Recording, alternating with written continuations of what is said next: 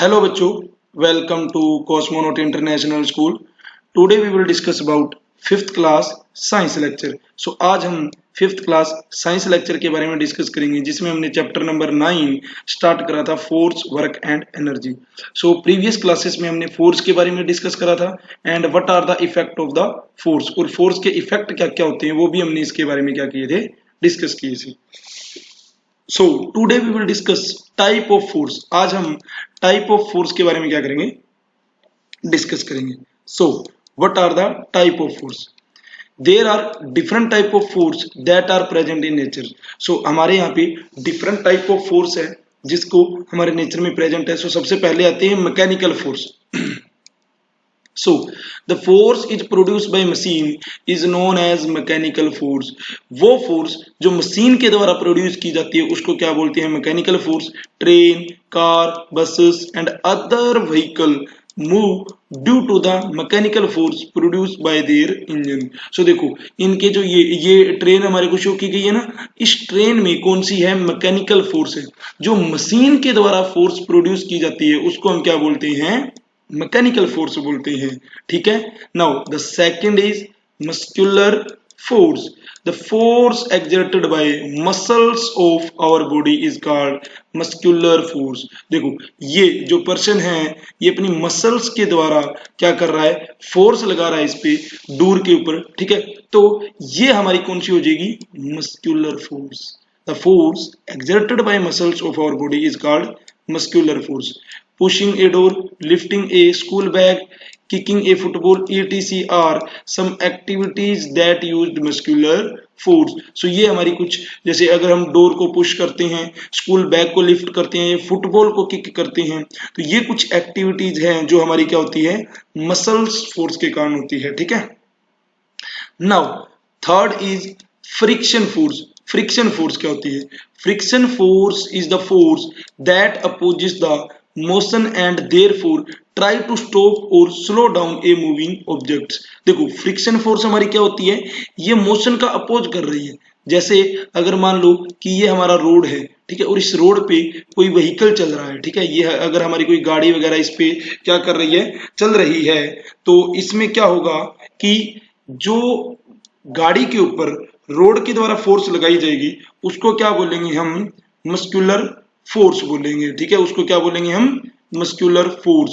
Now a ball moving on a ground comes to rest on its own after some time due to the force of friction. देखो एक ball जब move कर रही है ground पे तो कुछ कॉन्टेक्ट के बाद में वो क्या आ जाएगी, रेस्ट पे आ जाएगी. ठीक है, तो वो किसके कारण आती है, फ्रिक्शन फोर्स के कारण आती है. ठीक है. We are able walk because of friction force.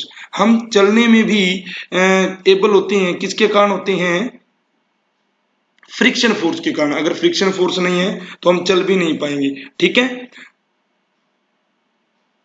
Now the fourth is magnetic force.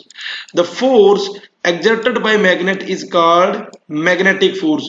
वो फोर्स जो मैग्नेट के द्वारा लगाई जाती है उसको मैग्नेटिक फोर्स बोलते हैं.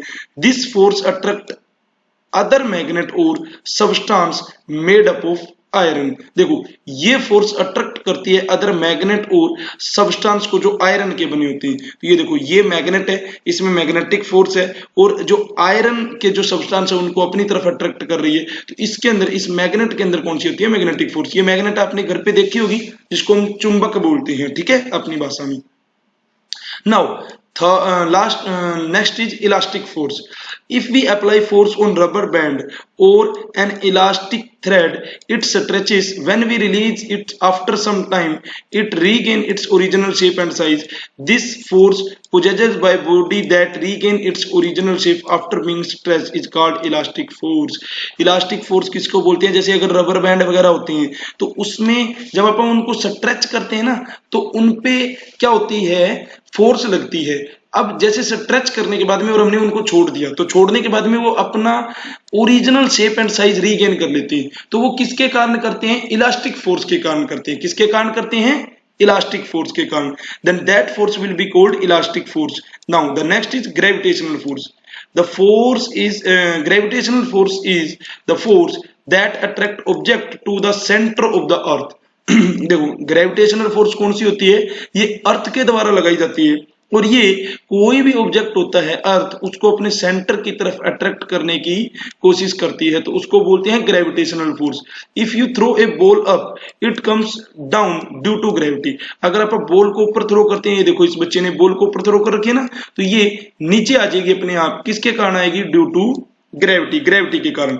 It is the earth gravity that keep us and other object on the ground. So देखो हमारे को जो अर्थ की ग्रेविटी है उसी के कारण हम अर्थ पे, और जो और ऑब्जेक्ट है वो अर्थ पे रह रहे हैं, ठीक है। So this is called the gravitational force. So these are the types of the force. So आज हमने जो डिस्कस किया है वो टाइप्स ऑफ फोर्स के बारे में डिस्कस किया है। Now, what is your today's homework? You have to write all these types of force on your notebook.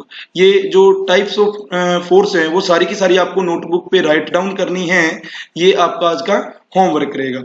So, this is the end of your lecture. Thank you.